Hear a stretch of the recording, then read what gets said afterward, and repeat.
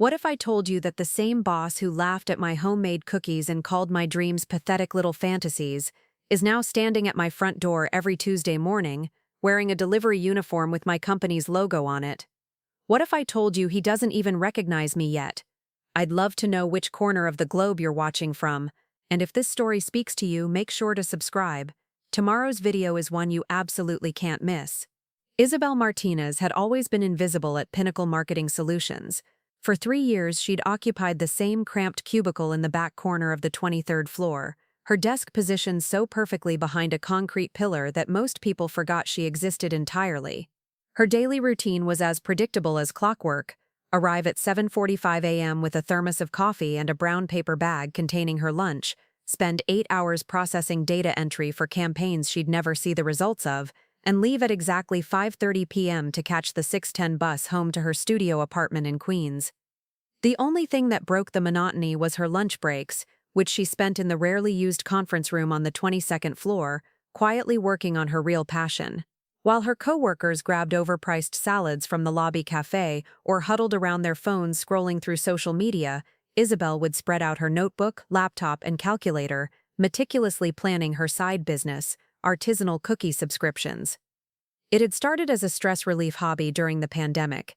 Stuck in her tiny apartment with nothing but time and a decade-old stand mixer she'd inherited from her grandmother, Isabel began experimenting with flavor combinations that made her neighbors stop in the hallway to ask what smelled so incredible. Brown butter sage cookies with sea salt crystals, lavender honey shortbread with dried lemon zest, tahini chocolate chip cookies that somehow managed to be both nutty and deeply chocolatey without being overwhelming. What began as gifts for friends quickly evolved into something more serious when her college roommate, now living in Portland, begged Isabel to ship her a monthly box. Then her neighbor's sister wanted in. Then her coworker's wife, who had somehow gotten hold of Isabel's snickerdoodles at a birthday party, tracked down Isabel's phone number and offered to pay double whatever she was charging everyone else. By the time Isabel realized she had accidentally created a business, she was already baking for 12 regular customers and had a waiting list of 8 more. The money wasn't life-changing, maybe an extra $400 a month after ingredients and shipping costs, but it was hers. More importantly, it was something she was genuinely good at, something that made people happy in a way that data entry never could. The problem was her boss, Richard Pemberton. Richard was the kind of manager who believed that suffering built character and that his employees' lack of enthusiasm was a personal affront to his leadership abilities. He had the physique of someone who had played lacrosse in college and never quite accepted that those days were over, despite the fact that he was now 42 and his polo shirts strained slightly across a belly that spoke to too many client dinners and not enough time at the gym he kept meaning to rejoin. More than his appearance, though, it was Richard's attitude that made him insufferable. He had opinions about everything: his employees' work habits, their personal choices, their ambitions, their lunch selections, and he shared these opinions freely, as if his insights were gifts that everyone should be grateful to receive. Isabel had managed to fly under Richard's radar for most of her employment, which was exactly how she preferred it. She completed her assignments accurately and on time, never missed deadlines, never complained about overtime, and never gave him any reason to notice her. She had perfected the art of being competent but unremarkable, present but forgettable. This carefully maintained invisibility shattered on a Tuesday afternoon in September when Richard decided to conduct impromptu team building by wandering through the cubicles and asking each employee about their hobbies and interests outside of work. Isabel was in the middle of calculating ingredient costs for a potential catering order when Richard's shadow fell across her desk. She looked up to find him standing there with his arms crossed, that familiar expression of barely concealed impatience already settling across his features. "Martinez, right?" he said, though they had worked in the same department for 3 years and he had signed her performance reviews every quarter. "What do you do for fun? Hobbies? Side projects? I'm trying to get to know my team better." Isabel's first instinct was to deflect, to mention something safe and unremarkable like reading or watching Netflix, but something about the way he asked, with that tone that suggested he already expected her answer to be as boring as he assumed she was, made her defensive. "I run a small baking business," she said, immediately regretting the words as soon as they left her mouth. Richard's eyebrows shot up, and his expression shifted from bored tolerance to something that looked almost like amusement. "Baking business? What kind of baking business?" Artisanal cookie subscriptions. I have regular customers who get monthly deliveries, and I'm starting to get requests for special events. The silence that followed was excruciating. Richard stared at her for what felt like an eternity, his head tilted slightly to one side, as if he couldn't quite process what she had just told him. Then he laughed. It wasn't a polite chuckle, or even a dismissive snort. It was a full, genuine laugh that started in his chest and worked its way up until it filled the entire cubicle area. Several of Isabel's co-workers looked over, curious about what could possibly be so funny. Cookie subscriptions, Richard repeated, still chuckling. That's adorable, Martinez. Really, how much could you possibly be making with something like that? $20 a month? 50? Isabel felt her face flush hot. It's more than that. Oh, I'm sure it is. Let me guess. You're thinking this little hobby is going to turn into something big, right? You're going to quit your day job and become the next famous baker or something? The mockery in his voice was unmistakable, but it was the way he said little hobby that really stung. As if her business, her customers, her recipes, her carefully crafted packages that brought genuine joy to people across 3 states, was nothing more than a child playing dress-up. I'm just trying to build something, Isabel said quietly. Build something, Richard repeated, his voice taking on that patronizing tone he used when he wanted to make sure everyone understood how much smarter he was than they were. Martinez, let me give you some free advice. This is the real world. Cookie subscriptions aren't a business. They're a cute little side project that might pay for your Netflix subscription if you're lucky. Don't confuse playing around in your kitchen with actual entrepreneurship. He straightened up and looked around the cubicle area, raising his voice slightly to make sure his words carried to the other employees who were pretending not to listen. The truth is, most people who think they're going to build something big from these pathetic little fantasies end up disappointed. The market is saturated with people who think they can bake or craft or whatever their way to success. What separates the dreamers from the achievers is understanding the difference between a hobby and a real business. Isabel stared at her computer screen, trying to will herself invisible again. Her hands were shaking slightly, and she could feel the eyes of her coworkers on her. Some sympathetic, others simply grateful that Richard's attention was focused on someone else for once. The sooner you accept that this is where you belong, Richard continued, gesturing around the office, the happier you'll be. There's nothing wrong with being realistic about your limitations. With that, he moved on to the next cubicle, leaving Isabel sitting there with her notebook still open to the page where she had been planning her expansion into holiday cookie tins. The rest of the afternoon passed in a blur of humiliation and quiet rage. Isabel completed her assignments mechanically, her mind replaying Richard's words over and over. Pathetic little fantasies. Cute little side project. Accept that this is where you belong. By the time 5:30 rolled around, she had made a decision that would change everything. That evening, Isabel sat at her kitchen table with her laptop open, surrounded by notebooks filled with recipes, customer feedback, and business plans she had been too scared to fully commit to. For the first time in months, she allowed herself to think bigger than monthly cookie boxes and local catering orders. She had been playing it safe, treating her business like exactly what Richard had accused it of being, a hobby that might someday turn into something more. But she had customers who loved what she made. She had people willing to pay premium prices for her cookies and asking when she would expand her offerings. She had skills, passion, and a product that genuinely brought people joy. What she hadn't had was the confidence to bet on herself. Richard's mockery had been meant to put her in her place, to remind her that she was just another forgettable employee who should be grateful for the stability of her cubicle and her steady paycheck. Instead, it had done something unexpected. It had made her angry enough to stop being careful.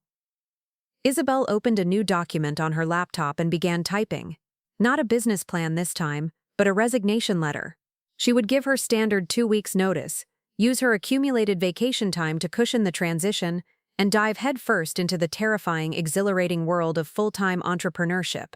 She had no idea that within 18 months, Richard Pemberton would be standing on her doorstep in a delivery uniform, holding a package with her company's logo on it, completely unaware that the woman who had built the business he was now working for was the same Martinez he had dismissed so casually in that cramped cubicle. But that transformation was still ahead of her. For now, Isabel was just a woman in a small apartment, typing a resignation letter by the light of her laptop screen, finally ready to find out what would happen if she stopped accepting other people's limitations as her own. Isabel's resignation letter sat in Richard's inbox for 3 days before he bothered to open it. When he finally did, his first reaction was confusion rather than concern. Martinez was quitting?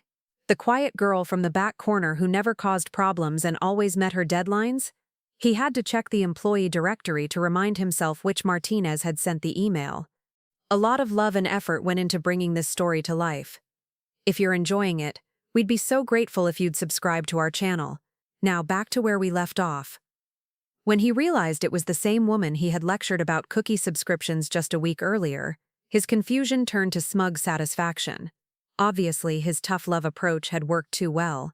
She was probably embarrassed about her unrealistic dreams and decided to find a new job where nobody knew about her failed entrepreneurial fantasies. Richard called her into his office on Thursday morning, fully expecting to deliver a speech about how quitting wouldn't solve her problems and how she should reconsider throwing away a stable position over hurt feelings. "Martinez," he said, leaning back in his chair with his hands behind his head. "I got your resignation letter. Look, I know our conversation last week was a reality check, but that's no reason to make hasty decisions. Everyone needs someone to keep them grounded sometimes." Isabel stood in the doorway holding a manila folder, her expression unreadable. She had spent the last 3 days in a strange state of calm clarity, as if Richard's dismissal had burned away all her uncertainty and left behind pure determination. "I appreciate the concern, but my decision is final. I'm using my remaining vacation days, so today is actually my last day." Richard's chair creaked as he sat forward. "Your last day? Martinez, you can't just walk away from a good job because someone hurt your feelings. Where are you going to work?" "I'm not going to work anywhere. I'm focusing on my business full-time." The words hung in the air between them like a challenge. Richard stared at her, waiting for the punchline or the nervous laughter that would indicate she was joking. When neither came, his expression hardened. "Your business," he repeated slowly. "You mean the cookie thing?" "Sweet Provisions, yes, Sweet Provisions." Richard's voice rose slightly. "You named it. Martinez, listen to me very carefully. I've been in business for 15 years. I know what real entrepreneurship looks like, and this isn't it. You're about to make the biggest mistake of your career."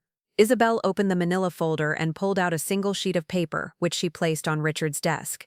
It was a printout of her bank statement from her business account, with most of the details redacted except for one line, the current balance. Richard's eyes widened. The number was higher than his monthly salary. "This is just from the last 6 months, Isabel said quietly, "and I was only working evenings and weekends." For the first time since Isabel had known him, Richard Pemberton was speechless. He stared at the paper, then at Isabel, then back at the paper. "How?" "People like good cookies. They like them enough to pay premium prices and recommend them to their friends. I have a waiting list of over 200 people." Richard's face went through several color changes as he processed this information. 200 people? How did you find 200 people? "I didn't find them, they found me. Word of mouth, social media, local food blogs. Last month, Food and Wine magazine featured my tahini chocolate chip cookies in their holiday gift guide."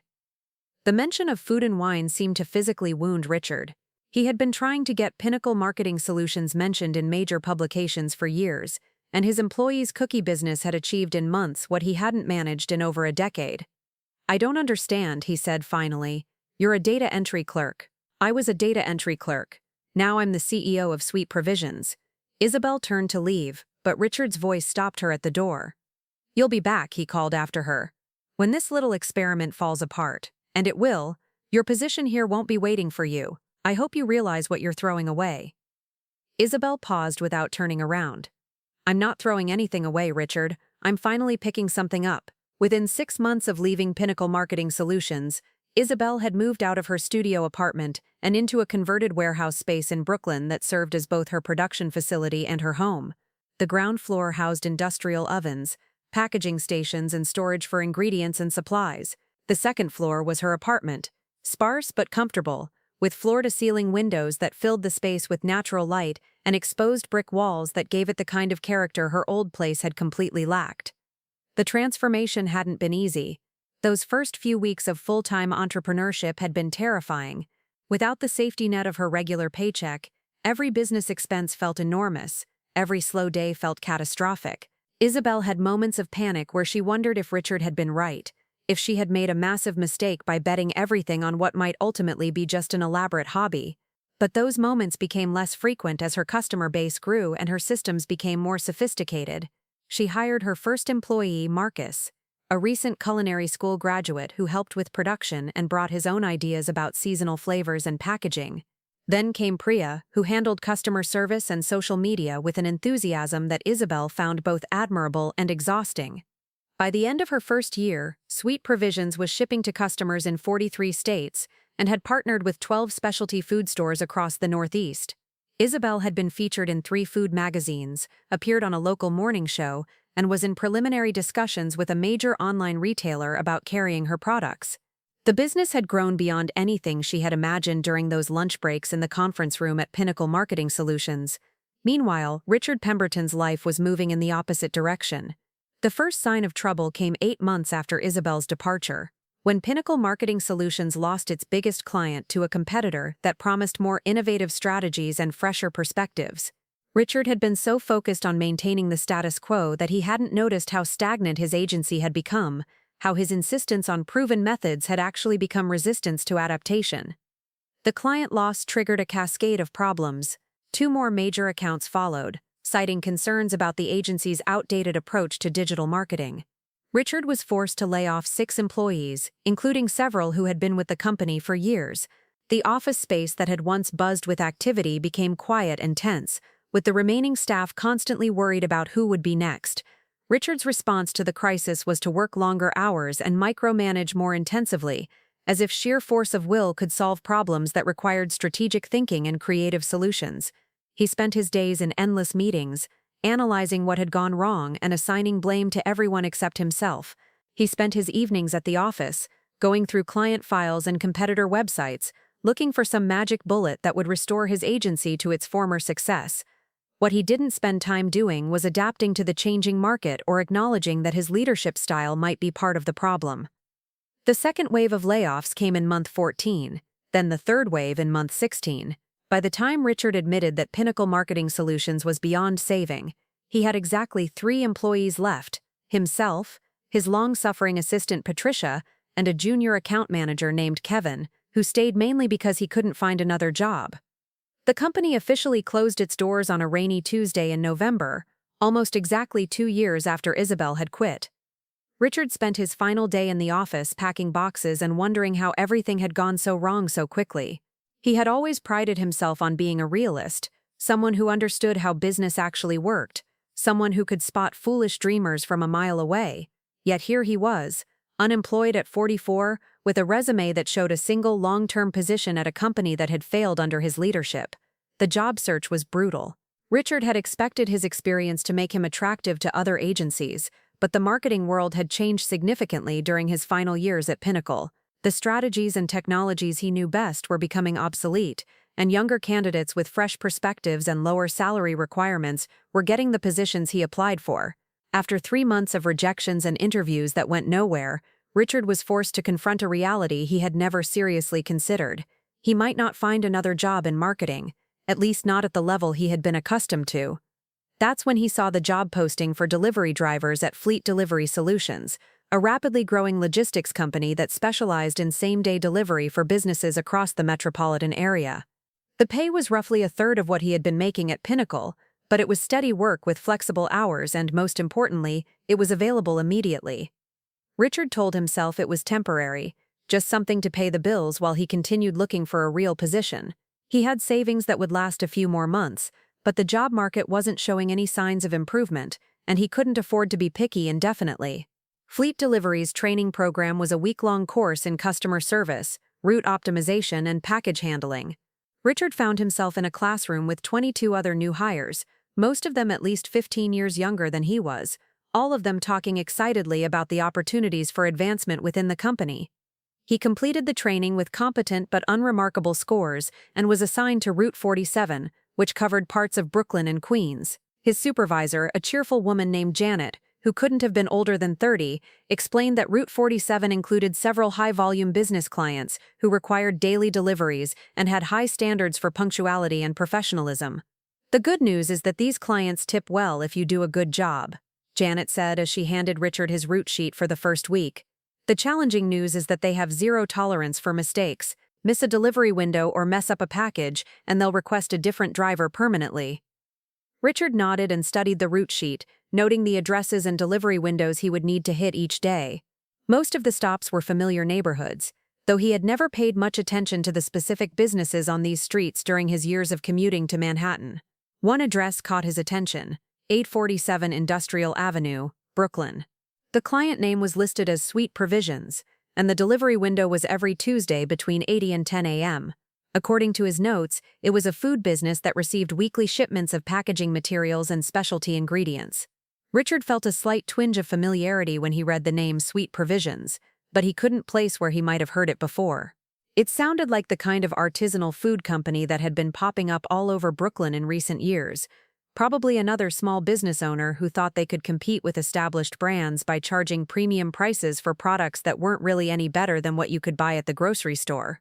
He had no idea that in less than a week he would be standing at the door of that very business, holding a package and looking directly into the eyes of Isabel Martinez, the woman whose dreams he had once dismissed as pathetic little fantasies.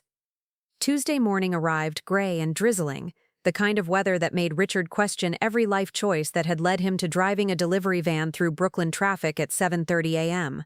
He had been on Route 47 for exactly 6 days, and while he was getting better at navigating the stops, he still felt like an imposter every time he put on the fleet delivery uniform. The navy blue polo shirt with the company logo embroidered on the chest was a far cry from the tailored dress shirts he had worn to Pinnacle Marketing Solutions. The cargo pants with their multiple pockets designed for efficiency rather than style made him feel like he was wearing a costume. But the paycheck was real, and the bills weren't going to wait for his pride to recover. His first 4 stops went smoothly: a boutique clothing store that needed hangers, an architecture firm expecting blueprint paper, a veterinary clinic receiving medical supplies, and a coffee roastery that got their specialty packaging delivered weekly. Richard was actually starting to feel confident about his route efficiency when he pulled up outside 847 Industrial Avenue. The building was nothing like what he had expected. Instead of a cramped storefront or cluttered warehouse, he found himself looking at a beautifully converted industrial space with clean lines, large windows, and professional signage. The Sweet Provisions logo, elegant script lettering surrounded by a simple wreath design, was painted on the glass front door in deep green and gold. Through the windows, Richard could see what looked like a legitimate commercial kitchen operation. Stainless steel work surfaces gleamed under industrial lighting, and he could make out professional-grade ovens and mixers that probably cost more than his car. This wasn't some hobby baker working out of a home kitchen. This was a real business. Richard checked his delivery manifest again to make sure he had the right address.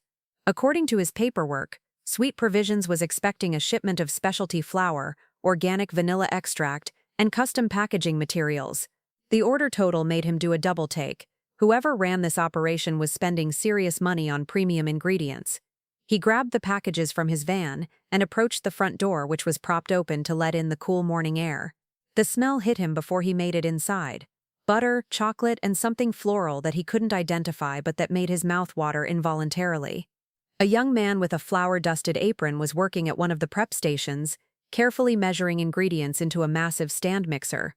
He looked up when Richard entered and smiled warmly. "You must be from Fleet Delivery. I'm Marcus. Isabel said you guys switched drivers recently. The last guy, Tony, had been coming here for months." "Yeah, I'm Richard, new to this route. Where would you like these packages?" Marcus gestured toward a receiving area near the back of the kitchen. "Just set them on that table over there." Isabel usually likes to check the shipments herself, but she's on a call with a potential investor right now. Investor? Richard tried to keep his expression neutral as he carried the packages to the designated area, but his mind was racing. This Sweet Provisions wasn't just a successful small business. It was the kind of operation that attracted outside investment. He found himself looking around the space with new eyes, noting details that spoke to serious growth and professionalism. The packaging station alone probably represented a significant investment. Custom-printed boxes in 3 different sizes were stacked neatly on industrial shelving, along with tissue paper, branded stickers, and what looked like handwritten thank you cards. A wall-mounted monitor displayed real-time shipping notifications and order tracking information. "How long has Sweet Provisions been operating out of this space?" Richard asked, trying to sound casually interested rather than intensely curious. "About 18 months now. Isabel moved us here when we outgrew the original setup. Before that, she was running everything out of a much smaller place in Queens. The growth has been incredible. We went from Isabel working alone to a team of 12 people, 12 employees. Richard felt something twist in his stomach that might have been envy, though he told himself it was just a surprise. He had managed a team of 15 at Pinnacle's peak, but that had been the result of years of building and hiring. This Isabel person had apparently created something similar in less than 2 years. The owner must be pretty business savvy, Richard said, fishing for more information. Marcus laughed. Business savvy is an understatement. Isabel has this incredible ability to see opportunities that other people miss. Like she started doing corporate catering last year just because one customer mentioned they wished they could get our cookies for their office meetings. Now corporate accounts make up almost 30% of our revenue. The conversation was interrupted by the sound of heels clicking across the concrete floor. Richard turned toward the sound and felt the world tilt sideways. Walking toward them, dressed in dark jeans and a cream-colored blazer, her hair pulled back in a sleek ponytail, was Isabel Martinez. She looked confident, polished, and completely at ease in her environment. More than that, she looked successful in a way that radiated from her posture and her smile. For a moment, Richard wondered if he was imagining things.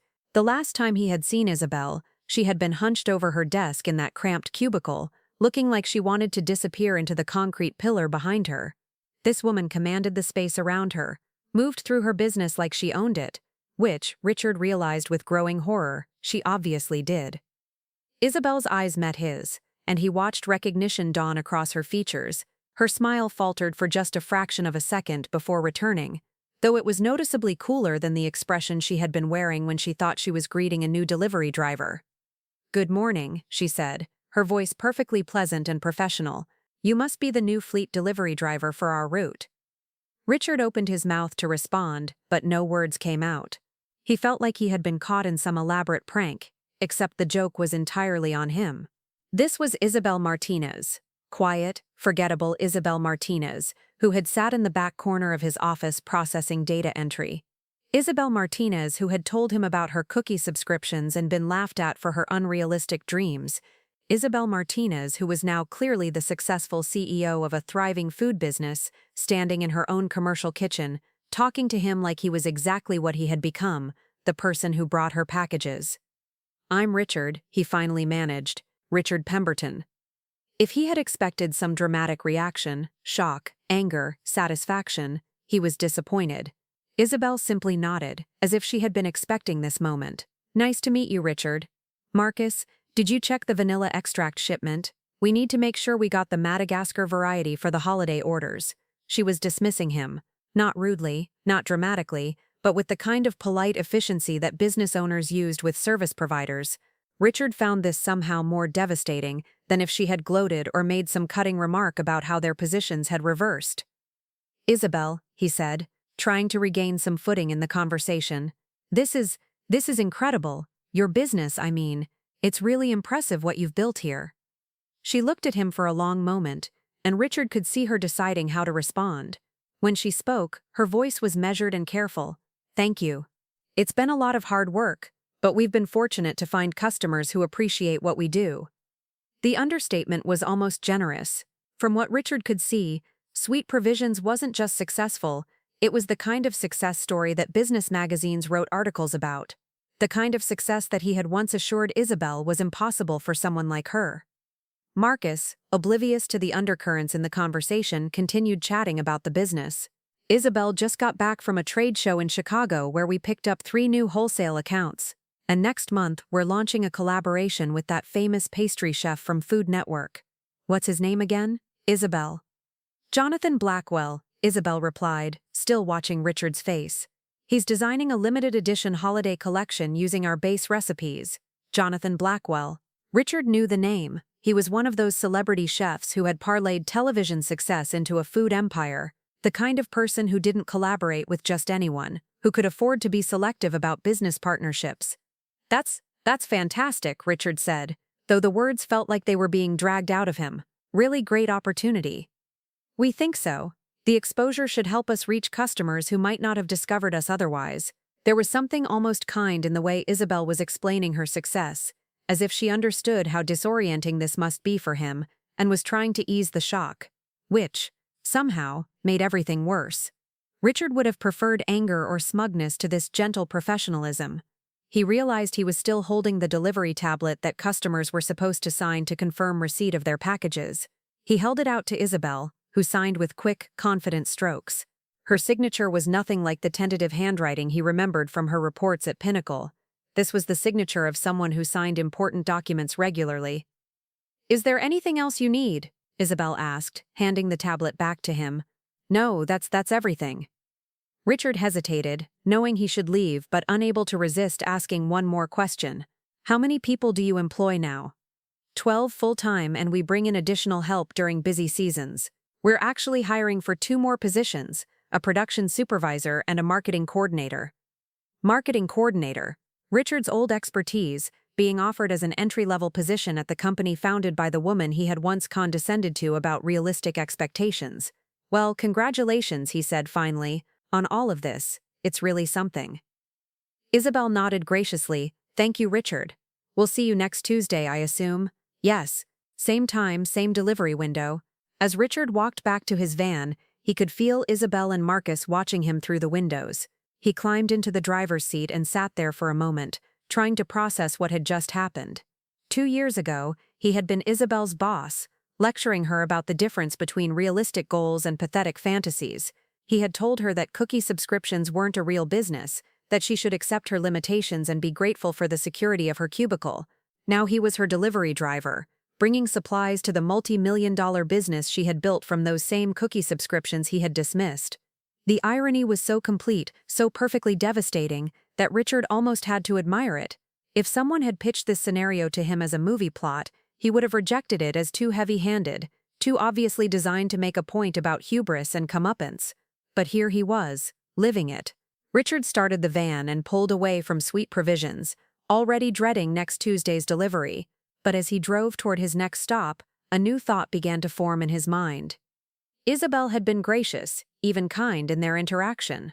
She hadn't humiliated him or made him feel small, even though she would have been justified in doing so. Maybe, if he played this right, Tuesday deliveries could become something more than just a weekly reminder of his fall from grace. Maybe they could become an opportunity to understand how Isabel had achieved something he had been so certain was impossible. After all, she was clearly someone who understood business in ways that he had missed entirely. And Richard Pemberton, despite everything that had happened, was still someone who wanted to understand how success actually worked. The week between his first delivery to Sweet Provisions and his second felt like the longest 7 days of Richard's life. Every time he completed a delivery to another business, he found himself comparing their operations to what he had seen at Isabel's facility. The boutique clothing store with its cluttered back room and harried owner. The architecture firm where employees seemed stressed and overworked. The coffee roastery that, while successful, operated out of a space half the size of Sweet Provisions with obvious inefficiencies in their workflow. None of them had the quiet confidence and smooth operation he had witnessed at Isabel's business. None of them made him feel like he was looking at something he fundamentally didn't understand about entrepreneurship. Richard spent his evenings researching Sweet Provisions online, something he told himself was professional curiosity, but which felt more like psychological self-torture. The company's website was sleek and professional, with high-quality photography that made their cookies look like luxury products rather than simple baked goods. Customer testimonials spoke about life-changing flavors, and the highlight of my month. Food bloggers had written glowing reviews using terms like artisanal perfection and sophisticated comfort food. Most disturbing was the company's press section, which documented Isabel's rise with the kind of coverage that Richard had always envied for his own agency. A feature in Entrepreneur magazine titled From Cubicle to Kitchen, How One Woman Built a $1 Million Cookie Empire. An interview in Forbes about the new generation of food entrepreneurs. A segment on the Food Network where Isabel demonstrated her signature tahini chocolate chip cookies while discussing sustainable sourcing and small batch production methods. In every photo, every video, every interview, Isabel looked like she belonged exactly where she was. There was no trace of the uncertain woman who had sat in his office accepting his judgment about her limitations. This version of Isabel spoke with authority about supply chain management, investor relations, and market expansion strategies. She had evolved into someone Richard wasn't sure he would have recognized even if he had been looking for her. The most painful discovery came when Richard found a podcast interview Isabel had given 6 months earlier. The host had asked her about the challenges of starting a business, and her response had been thoughtful and detailed. The hardest part wasn't the business side, Isabel had said. The recipes, the marketing, the logistics, those were just problems to solve. The hardest part was believing that I deserved to take up space in the market. I had spent so many years accepting other people's assessments of what I was capable of that I almost talked myself out of trying. The host had followed up. What changed? What made you decide to bet on yourself? Isabel's laugh had been warm, but with an edge of steel underneath. Someone I used to work with told me that my dreams were pathetic little fantasies and that I should accept my limitations. That conversation was the best thing that ever happened to me because it made me angry enough to prove them wrong.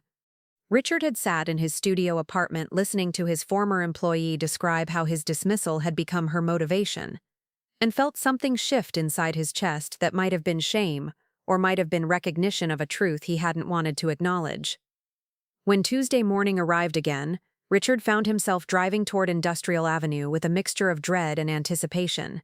He had rehearsed potential conversations in his head, though he wasn't sure what he hoped to accomplish. Apologize?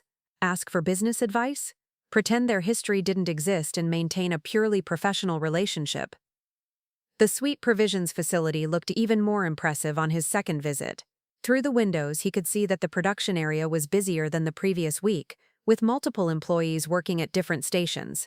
A new piece of equipment, some kind of industrial packaging machine, had been installed near the shipping area. Richard collected the delivery packages from his van and approached the entrance, where he was greeted by Priya, the social media manager Marcus had mentioned during his first visit. "Good morning. You're Richard, right? Marcus told me you were taking over Tony's route. I'm Priya." She was young, probably mid-20s, with the kind of energy that made Richard feel simultaneously envious and exhausted. "Nice to meet you. These are for Isabel, I assume?" "Perfect timing. She's actually expecting something special in today's shipment. Some kind of rare chocolate from Ecuador that she's planning to use for a Valentine's Day collection. She's been checking the tracking obsessively all week." As if summoned by their conversation, Isabel appeared from the office area, wearing dark jeans and a gray sweater that somehow managed to look both casual and executive. She moved with the same confidence Richard had noticed the previous week, but today there was an additional energy about her, the kind of excitement that came from anticipating something good. "Did the Ariba Nacional chocolate arrive?" she asked Priya, then noticed Richard. "Oh, good morning, Richard." Her tone was polite but neutral, the same professional courtesy she would extend to any service provider. Richard found himself wishing for some sign of their shared history, even if it was negative. The complete absence of personal recognition felt worse than anger would have. "Good morning. Yes, there's a package here from Ecuador. Premium shipping, temperature controlled." Isabel's face lit up with genuine excitement, and for a moment Richard caught a glimpse of the enthusiastic person she had been in their cubicle conversation, before he had crushed her momentum with his dismissive response. "Excellent.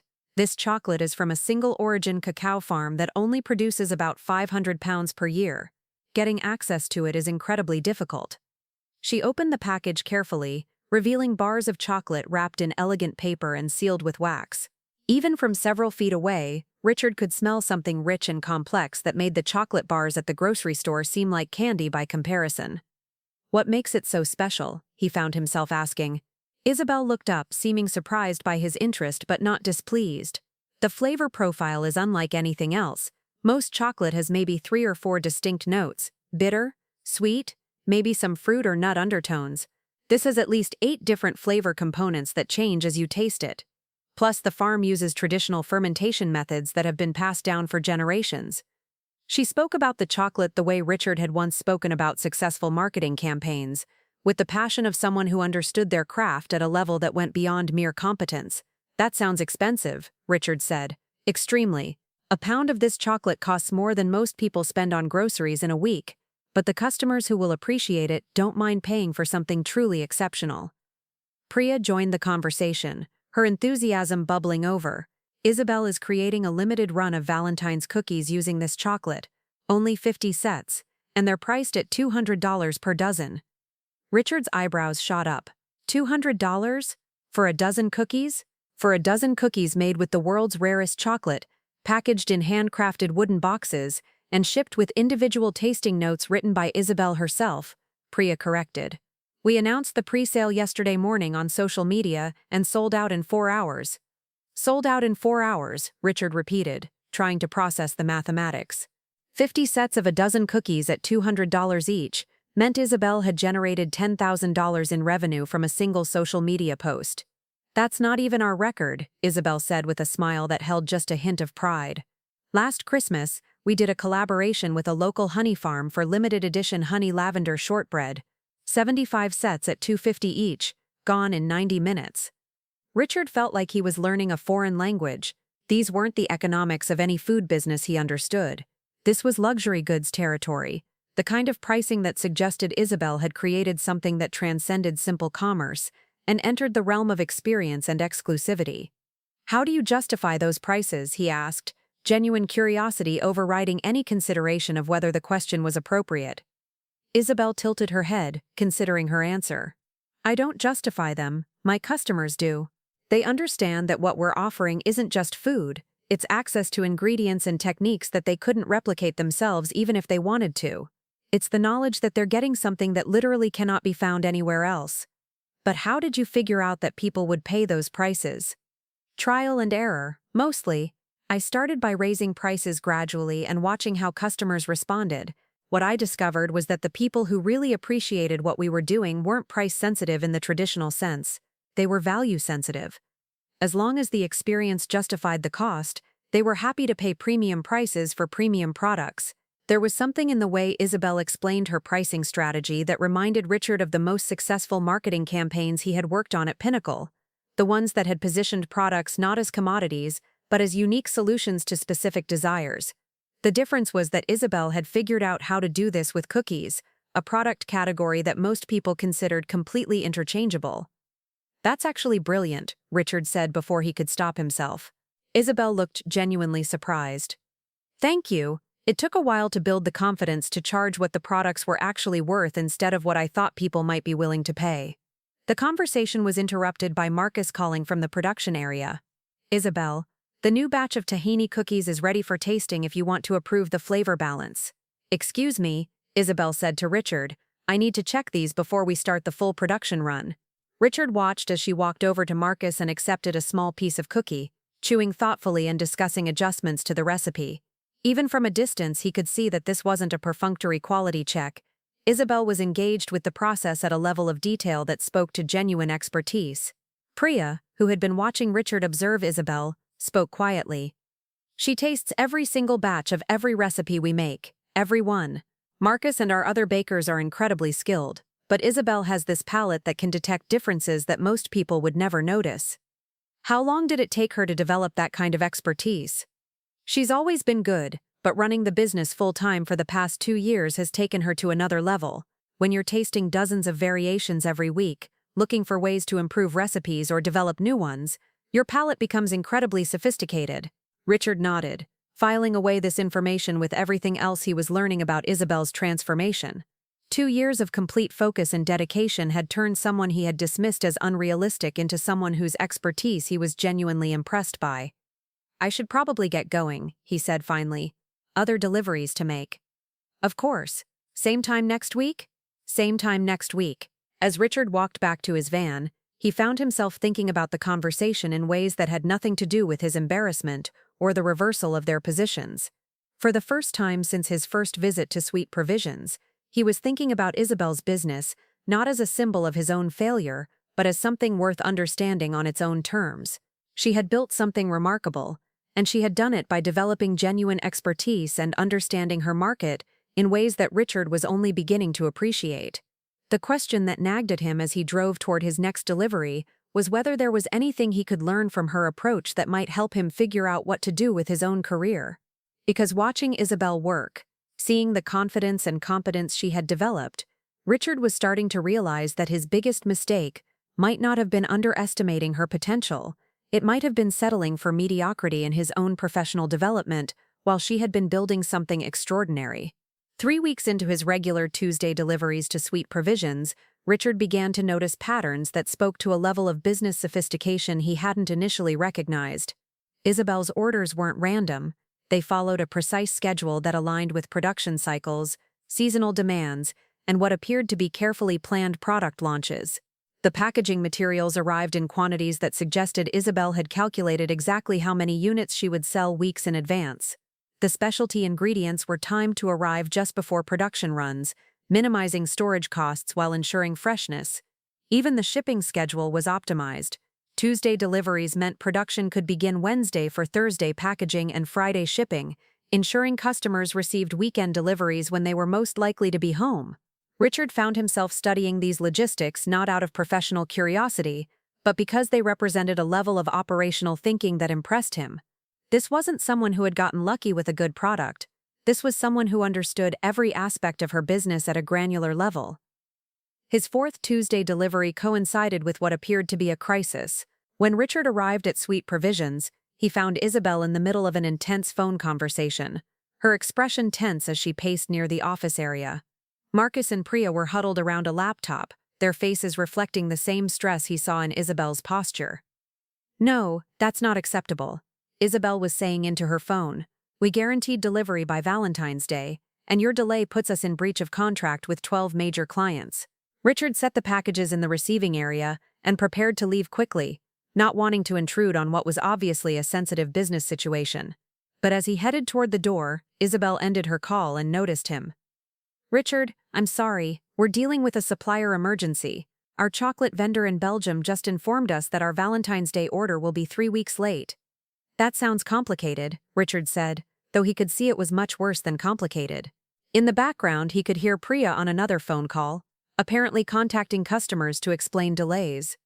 "It's potentially catastrophic. We have corporate clients who ordered custom Valentine's gifts for their employees.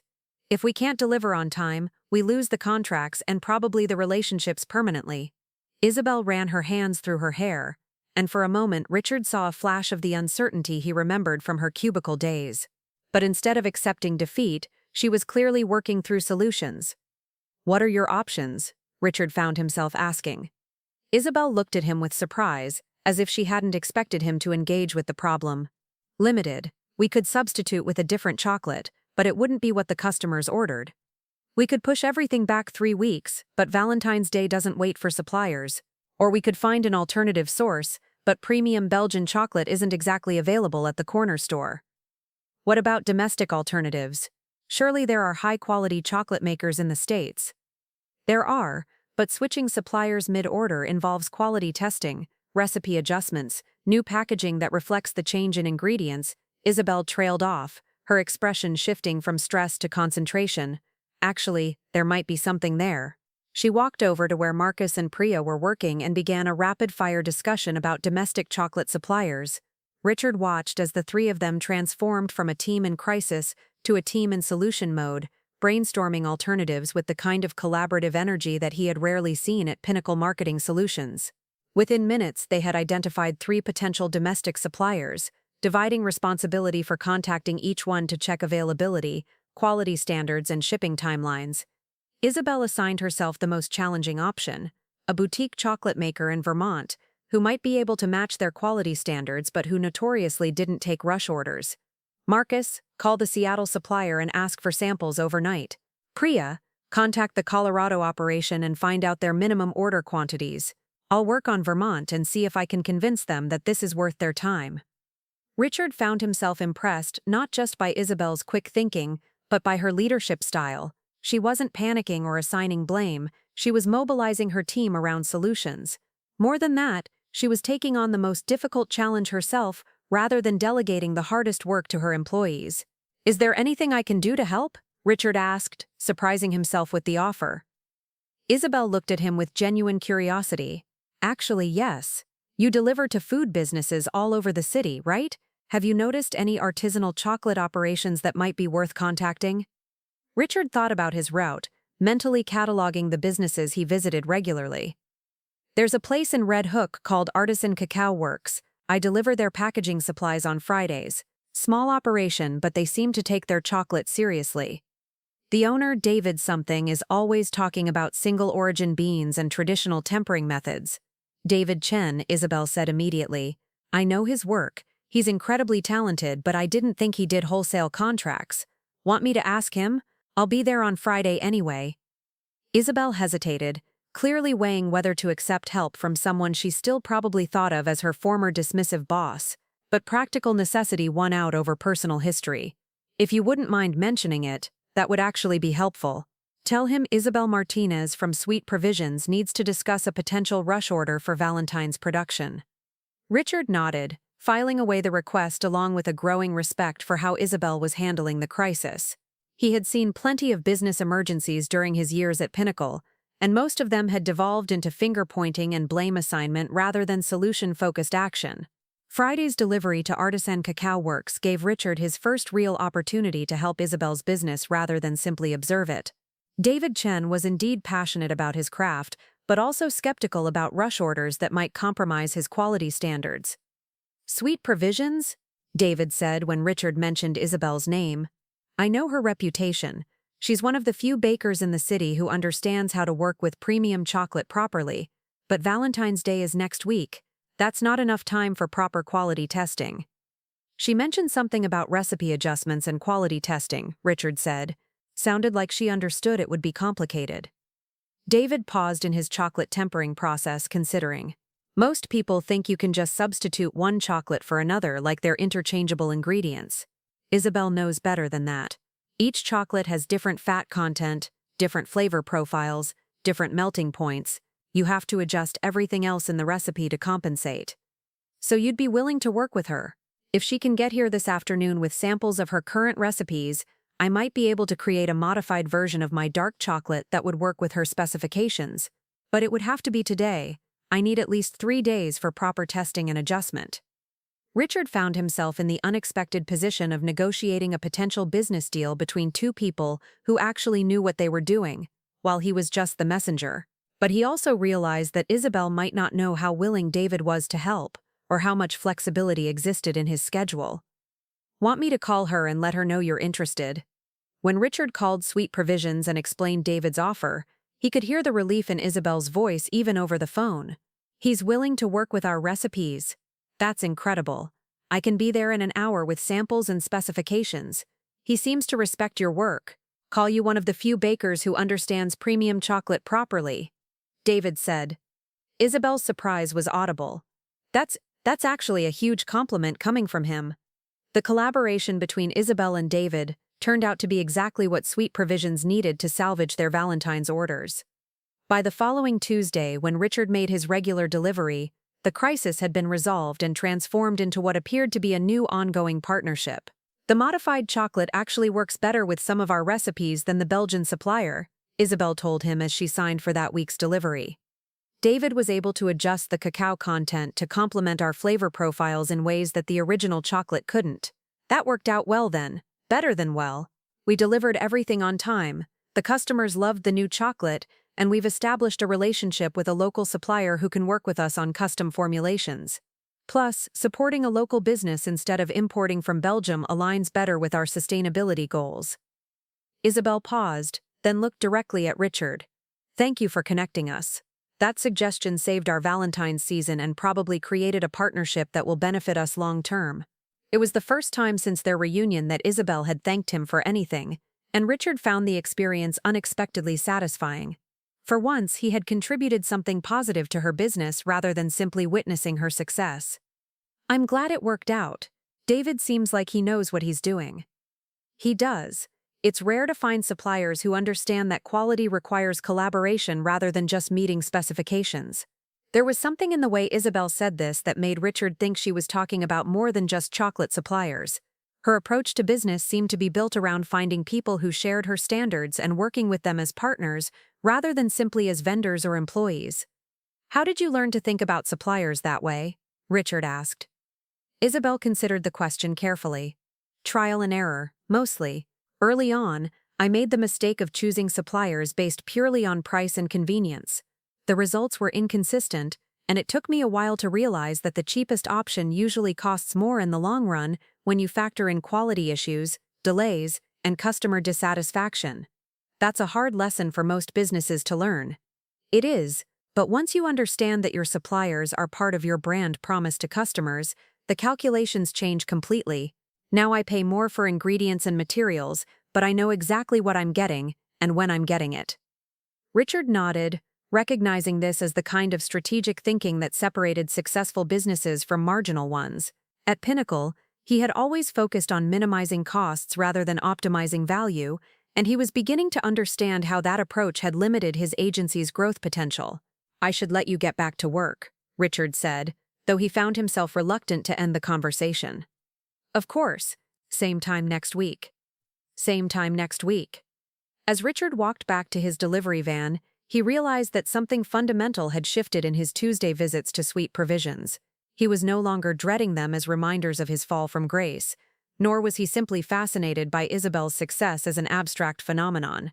Instead, he was beginning to see these conversations as opportunities to understand business principles that he had never really grasped during his years of management. Isabel wasn't just successful, she was smart about her success in ways that Richard was only beginning to appreciate.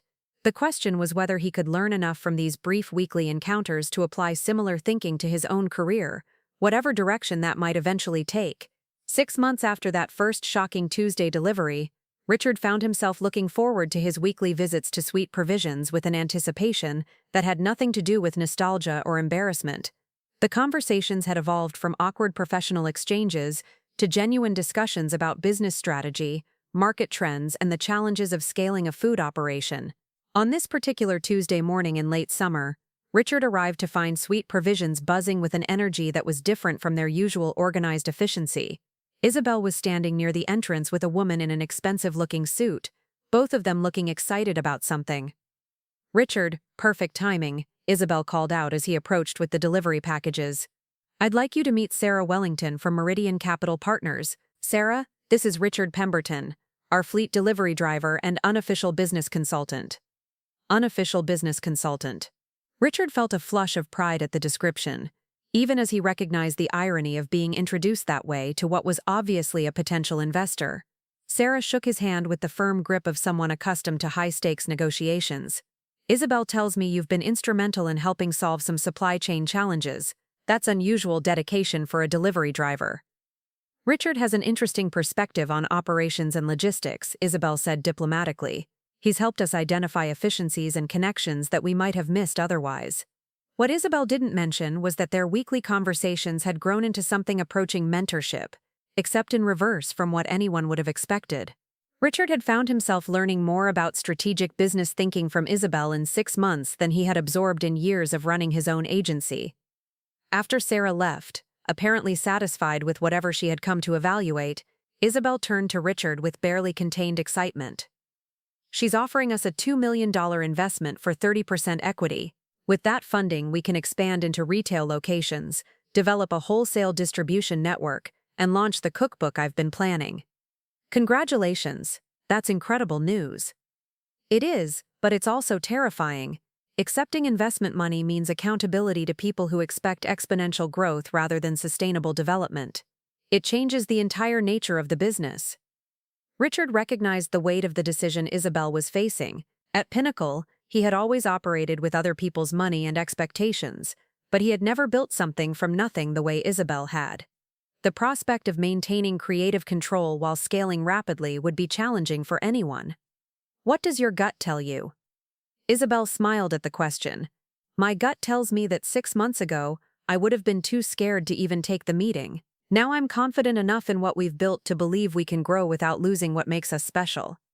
"You've changed a lot since I first started delivering here." "We all have," Isabel said, giving Richard a meaningful look. "The question is what comes next for everyone involved." The question turned out to be more relevant than Richard had anticipated. 2 weeks later, Isabel made an offer that completely reframed his understanding of where his life was heading. "I've been thinking about your background in marketing and business development," she said during what had become their usual post-delivery conversation. "With the Meridian investment, we're going to need someone who understands both strategic planning and day-to-day operations. Someone who gets our culture but can help us scale systematically." Richard felt something shift in the air between them. "What are you suggesting?" "I'm offering you a position as our Director of Business Development. The salary would be competitive with what you were making at Pinnacle, plus equity participation and the opportunity to help build something that actually matters. The offer hung between them like a bridge connecting two different versions of Richard's life. On one side was the safety of his delivery route, the predictable weekly paycheck, and the gradual acceptance of diminished expectations. On the other side was the possibility of working with someone whose business instincts he had come to respect enormously, contributing to something that was genuinely innovative and successful. Isabel, I appreciate the offer, but wouldn't this be awkward given our history? Our history is exactly why I'm making the offer. You've seen me fail, succeed, struggle, and adapt. You understand both who I was and who I've become. More importantly, I've watched you evolve from someone who dismissed possibilities to someone who identifies opportunities. That kind of growth is exactly what we need as we scale. Richard felt the careful walls he had built around his pride beginning to crumble. You're offering me a job working for someone I once told had unrealistic dreams. I'm offering you a job working with someone whose dreams turned out to be more realistic than your assessment of market possibilities, Isabel corrected gently. The question is whether you're interested in finding out what we can accomplish together. 3 months later, Richard sat in Sweet Provisions' expanded office space, reviewing distribution contracts and partnership agreements that would have seemed impossible when he first walked into this building as a delivery driver. His title was indeed Director of Business Development, but his role had evolved into something more like a strategic partner to Isabel's vision. The irony wasn't lost on him. The woman he had once condescended to about the difference between hobbies and businesses had created a position specifically designed around his strengths and experience. She had seen potential in him at a moment when he couldn't see it in himself, exactly the kind of vision he had failed to extend to her years earlier. Working with Isabel was nothing like managing employees at Pinnacle had been.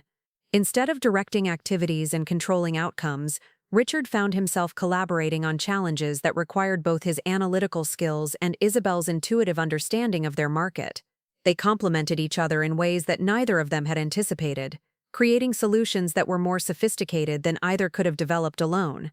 The growth was extraordinary. Within 6 months of the Meridian investment, Sweet Provisions had opened 3 retail locations, launched a wholesale division that supplied 47 specialty stores across the Northeast, and established partnerships with 6 restaurants that featured Isabel's desserts on their menus. The cookbook had become a bestseller, and Isabel was fielding offers for television appearances and brand collaborations. Richard's role in this expansion was significant, but supporting. He handled logistics, negotiated contracts, and managed the systems that allowed Isabel to focus on product development and brand direction. It was the first time in his career that he felt like he was contributing to something larger than his own ambitions. On a Tuesday morning exactly 1 year after his first delivery to Sweet Provisions, Richard stood in the same spot where he had once faced the shocking realization that his former employee had built something extraordinary. But instead of holding delivery packages, he was reviewing architectural plans for their 4th retail location. Isabel joined him, coffee in hand, looking over the proposed layout with the same attention to detail she brought to everything else. "Do you ever think about how strange this all is?" Richard asked. "Every day. But not strange in a bad way, strange in the way that most good things are unexpected when they happen. I owe you an apology that I never properly gave you. What I said about your dreams being unrealistic, that was about my own limitations, not yours. I couldn't see possibilities because I had stopped believing in them." Isabel was quiet for a moment, considering her response. "You know what's interesting? If you hadn't said those things, I might never have gotten angry enough to bet everything on proving you wrong. Your dismissal became my motivation, and your motivation eventually brought you here to work with me. Maybe that's just how some stories are supposed to unfold." Richard looked around the bustling operation that Sweet Provisions had become. Employees focused on their work, customers lined up at the retail counter, orders being packaged for shipping across the country. It was the kind of business success he had always aspired to create but had never quite achieved. The difference was that this time, instead of trying to build something for his own validation, he was contributing to something that genuinely served its customers and supported its employees. Isabel had created not just a profitable business, but a model for how work could be both successful and meaningful. "For what it's worth," Richard said finally, "I'm glad I was wrong about everything, and I'm grateful you were willing to let me learn from being wrong." Isabel smiled, the same confident expression he had seen that first day when she had recognized him in her facility. That's what good business partners do. They help each other become better versions of themselves. As Richard returned to reviewing the architectural plans, he realized that the story that had begun with his mockery of Isabel's pathetic little fantasies had become something neither of them could have predicted. Isabel had built her empire, but she had also offered him something he hadn't expected to find: a second chance to contribute to something worth building. The former boss and the former employee had become something entirely new, partners in creating the kind of business that proved dreams could be both ambitious and achievable, if you were willing to work for them with the right people. Looking for more? We've got 2 amazing stories ready for you right on screen. If this one touched you, these are absolutely worth your time. Click to watch them now. And hey, subscribe and hit that bell to never miss our latest uploads.